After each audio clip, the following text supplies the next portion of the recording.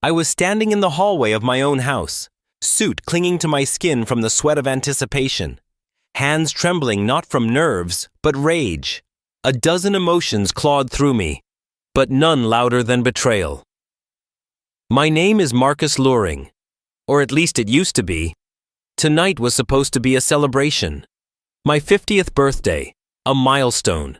Half a century of blood, sacrifice, and silent service to people I thought were my family, my wife, my sons, my legacy.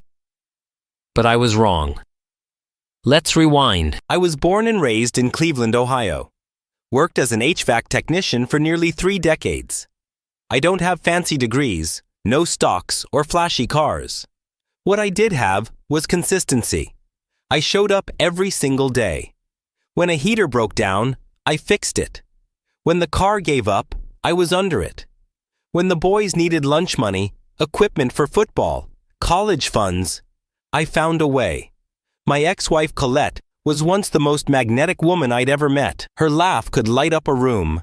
And when we first dated, I thought I'd found the woman who'd be my partner through hell and high water. For a while, we made it work. We had 3 sons, Noah, Carter, and Eli. I lived for those boys. Everything I did was for them. Even after the marriage started cracking, even after Colette lost interest in me, I stayed. She left me 8 years ago, right around the time our youngest turned 15. Her reason? I was emotionally stagnant. Said she needed passion, not predictability, whatever the hell that meant. Still, I kept being their father. I paid for Noah's house down payment, bailed Carter out of a gambling ring he stupidly entered, and covered Eli's college tuition after financial aid dried up. I showed up. I was the man behind the curtain holding up their fragile little worlds. So when Noah called me 3 weeks ago and said, "Hey Dad, we want to throw you a surprise 50th, a big one, for everything you've done," I almost dropped my phone. They'd barely acknowledged me in years, and now they wanted to honor me? I should have known better. Saturday evening, I showed up at the lounge they'd rented. Dozens of familiar faces, co-workers, neighbors, guys from church. Balloons lined the rafters. A giant "Happy 50th Marcus" banner hung above the stage. I almost felt something warm creep into my chest. Almost. Noah tapped his glass. "Before we eat, we put together something special for Dad. Hope you're ready." The lights dimmed. A projector hummed to life. At first, it was innocent enough. Childhood photos, silly filters, clips of my younger self. People laughed. I laughed. Then Colette's voice, laced with venom and smugness, came over the speakers. Marcus Luring, failed husband, failed father, failed man. I froze. The room shifted. Laughter died. Uneasy glances flickered across the crowd. I looked up, hoping this was a joke. Some tasteless roast. It wasn't. Slide after slide. My rundown truck, the half-built deck I'd never finished. A photo of me passed out on the couch after a double shift. Then came the worst of it. Colette describing our intimate life. I faked it every time. He never knew what to do with a woman. It was like being married to a wet paper bag. Laughter erupted from a few people. Not the kind you hear when something's funny, but the cruel kind. The kind that cuts. I was burning. Chest tight. Pulse pounding. But it wasn't over. The final clip was the boys sitting together, saying in unison, "We're changing our last names. We don't want to be Luring anymore." Noah stared straight into the camera. "We'd rather have no father than one who was never really there." Silence. 30 people stared at me like I was a ghost. I should have stood up and screamed. Instead, I cleared my throat, thanked them for coming, and walked out. I drove until I didn't recognize the streets anymore, parked behind a gas station, cried, screamed into the steering wheel until my throat went raw. They destroyed me publicly, viciously, and they expected me to sit in it quietly. That night, I made a decision. I wasn't going to just disappear. I was going to burn the entire illusion down. They thought they were rid of Marcus Luring.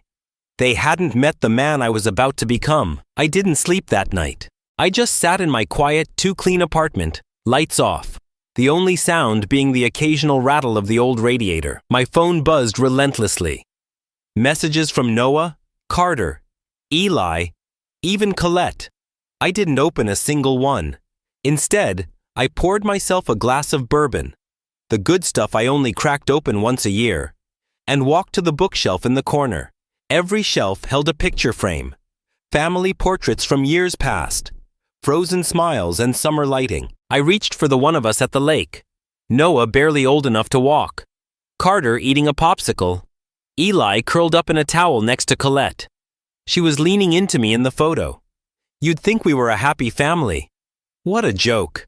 I set the photo face down. Then the next. Then all of them. I opened my laptop and started typing. It wasn't a plan yet, more like a list. A roadmap to my revenge. Names, dates, dollar amounts. Noah. 3 years of mortgage support. $1,150 per month. That's $41,400. I remembered writing the first check like it was nothing. He was just starting out. Dad, I swear, just until I get promoted. That promotion never came. He bought a $400,000 home with no backup plan, no emergency fund, just a faith that I'd always be there. Carter. Gambling addict. At least 2 major bailouts, $7,000 and $9,500. I'd once driven across state lines in the middle of the night because he called sobbing, saying some guys were threatening to break his legs. I wired the cash before dawn. Eli. Tuition, books, housing. He picked a private college with a $40,000 sticker price. His excuse? State schools don't challenge me, Dad. Colette couldn't cover it, so I did. Quietly. Always quietly.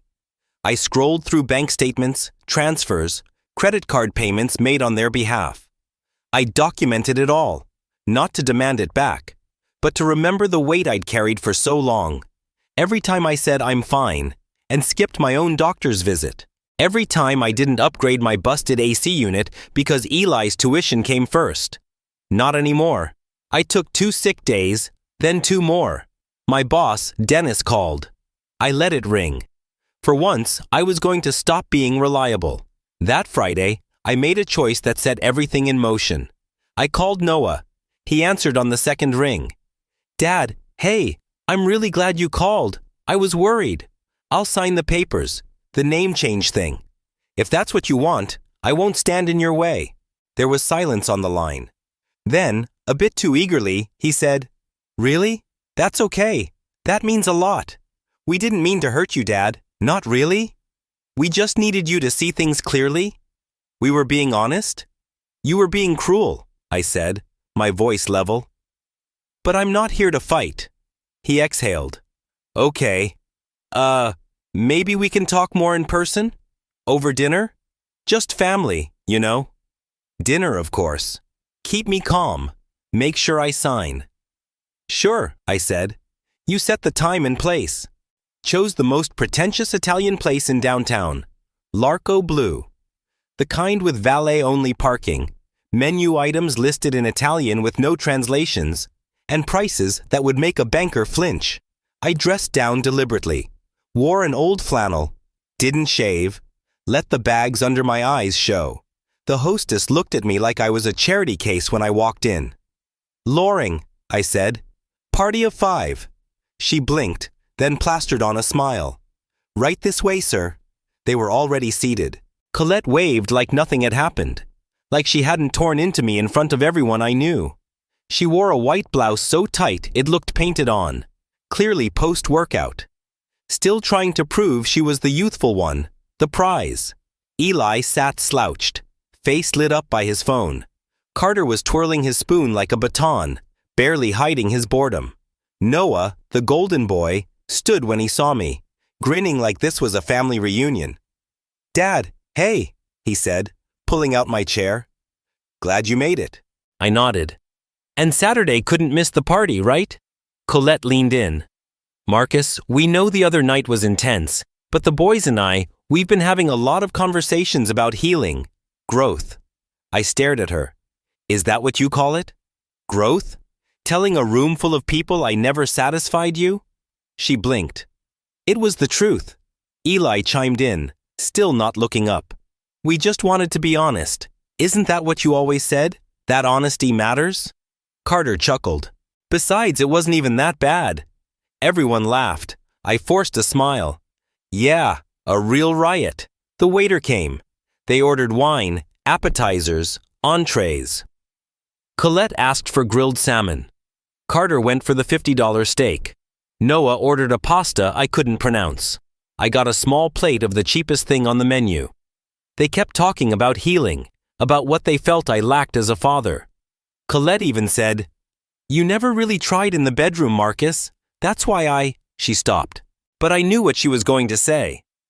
That's why I cheated. Oh, I knew. I'd known for years. She didn't think I had proof, but I did. I just never said anything. I didn't want to damage the boys. That night, while they pushed papers toward me, legal documents for their name changes, I signed. No hesitation, no questions. You're sure? Noah asked. I nodded. You want to be free of me? Then be free. They left that night laughing, joking about what names they'd take. Carter joked about changing it to Stone because it sounded badass. I paid the bill, $217, left a 25% tip. Then I went home and started erasing them from my life. Mortgage payments, canceled. I logged into my bank and ended the monthly transfers to Noah's account. Carter's emergency fund, gone. I blocked his number and flagged his name with my bank.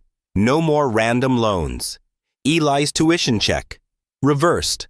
I called the university's finance department and put a stop payment on the most recent wire. Let them feel it. Let them feel what I felt when they tore me apart in front of friends, co-workers, people who used to respect me. But I wasn't done. I started digging, pulling out every email, every receipt, every piece of blackmail-worthy information I had. And believe me, I had plenty. Carter's gambling? I had screenshots of his desperate texts, receipts of casino wire transfers, even the threatening message he once got from a loan shark that I paid to silence. Colette's infidelity? I had photos. A neighbor once accidentally sent me a selfie meant for her. And I had timestamps, receipts, GPS logs from when her car was parked outside her trainer's house. I organized it all. Printed, collated, labeled. The next time they came knocking, I was going to answer with fire. By Monday, the storm started rolling in. It began with Carter. Dad, his voice cracked through a voicemail. You can't just pull the plug. I'm late on rent. If the guys I find out I've got no backup. He stopped himself. You're really doing this over a video? Then Noah, a long-winded email begging for clarity and maturity. He tossed in phrases like financial misunderstanding and emotional missteps, as if academic words would distract me from the fact that he helped orchestrate my public shaming. But the best, the one that twisted the knife while exposing their desperation, came from Colette. Marcus, this has gone far enough. You made your point. But this, freezing out your own children, you're better than this. I know you are. You're still their father. No, Colette, I was their father. Now I was done being the invisible scaffolding holding up their world. I ignored them for a few days. Then I responded with a text. Short, surgical. We can talk. My place. Saturday. Noon. They all replied within minutes. The panic in their sudden obedience was delicious. Saturday morning, I cleaned the apartment top to bottom, wiped every surface, dusted the old photo frames I hadn't thrown away yet. Not because they still meant something, but because I wanted those traitors to look their past in the eyes one last time. At 11:48 a.m., Colette knocked first. Tight workout leggings, ponytail, same overdone perfume. She looked around like she still owned the place. Marcus, she said with fake concern, thank you for doing this. I just nodded and stepped aside. Noah came next, trying to look composed, but he had the posture of a man unraveling. Eli looked like he hadn't slept in days. Carter, sunglasses on indoors, looked hungover and pissed. They sat on the couch like children called into the principal's office. I said nothing. Instead, I walked over to the TV, plugged in a USB, and hit play. Their birthday video began, but not from my perspective, from theirs. Every snide comment, every backhanded insult, every mocking clip of my so-called failures. I watched them squirm. Carter dropped his head into his hands. Eli's jaw clenched. Colette whispered, "Marcus, what is this?" I turned to them. This is what you did. I'm just reminding you." Then I handed them each a folder.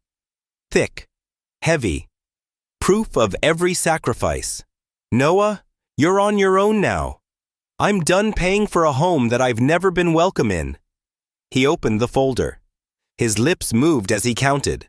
$40,000. I turned to Carter.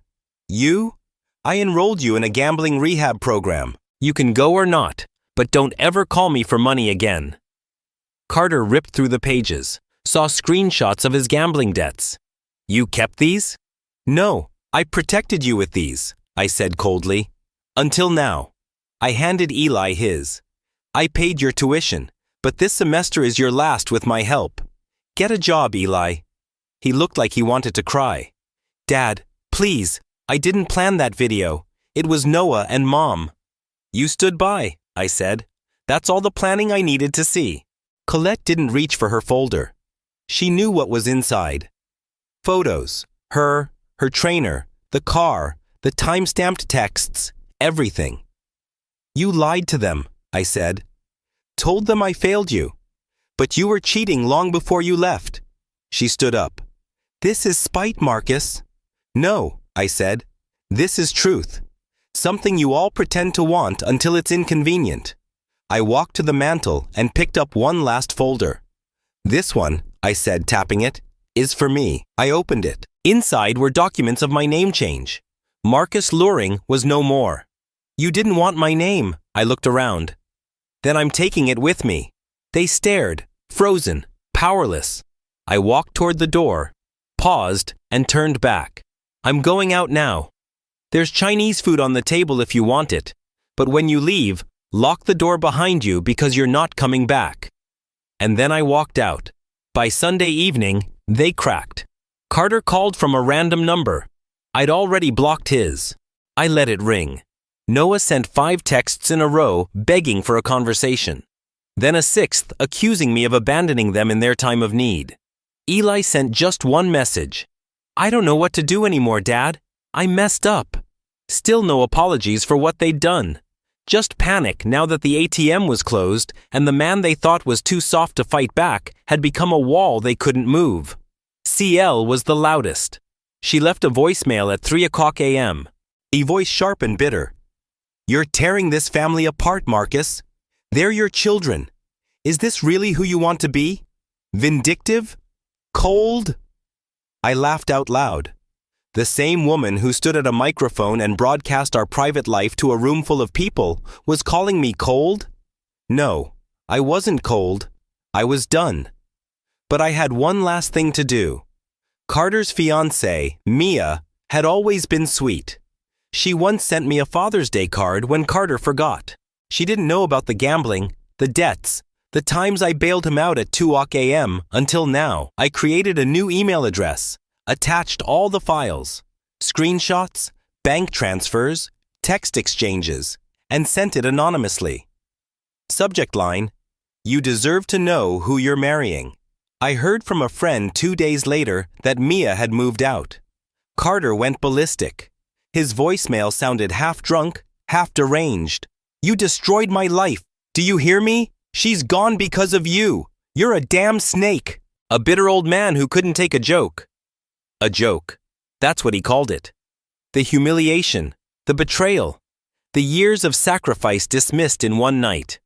I didn't respond. I didn't need to. The cracks were spreading. Noah's mortgage company called him about late payments.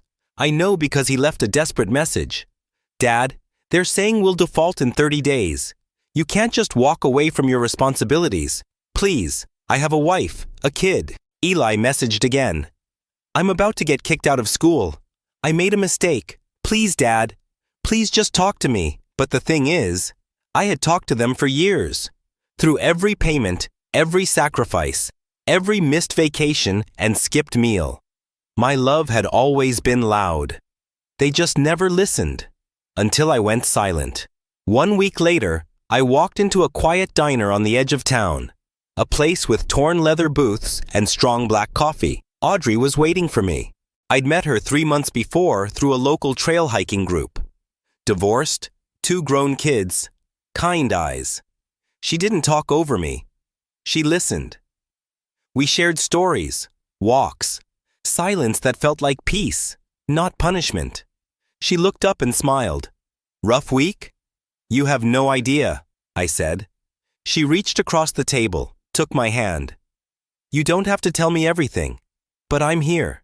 It was the first time in a long while that I felt like a man, not a wallet, not a punchline, not a disappointment. A man. A month passed. I lived like a ghost in their world. Present only in the absence they felt the most, money. Noah's house was under foreclosure. His wife, Amber, called crying one night. Please, Marcus, don't punish my kids for his mistakes. I replied gently, then maybe he shouldn't have aired mine to a crowd. Carter sent 5 voicemails in one night.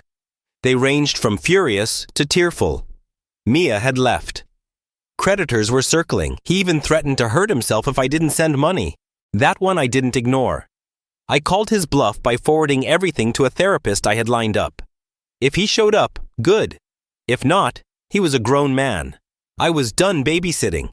Eli emailed. I've got nothing left, Dad. I'm not asking for money. I just want to talk. I didn't reply because now it wasn't time for words. It was time for consequences.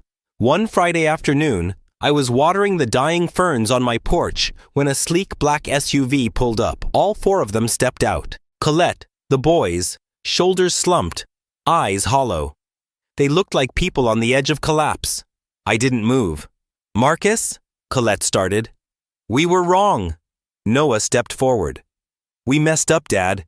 Bad. I know, I said simply. Eli rubbed his face. I can't believe I stood by and let them do that to you. Carter stayed silent. For once, we're not here for money, Colette said. Liar. But if there's any way we can rebuild, no. I stepped down from the porch. You humiliated me, mocked me, discarded me, then expected me to fix everything when your lives started falling apart. That's not love, that's convenience. They stared, unsure how to respond. I'm not angry anymore, I added. I'm free. I've changed my name, cut the ties. You want to be rid of me? And you got it. Colette blinked. Marcus, not my name anymore. I turned, walked inside, and closed the door behind me.